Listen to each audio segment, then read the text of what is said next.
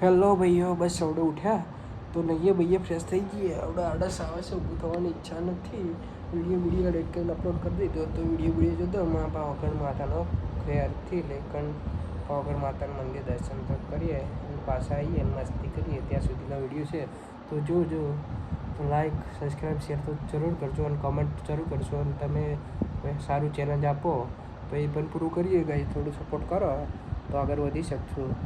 તો ભાઈ સપોર્ટ કરજો, લાઈક અને સબસ્ક્રાઈબર ચેલેન્જ આપો ગાઈસ, એક ગમે તેવું જોઈને આપણા वीडियो में.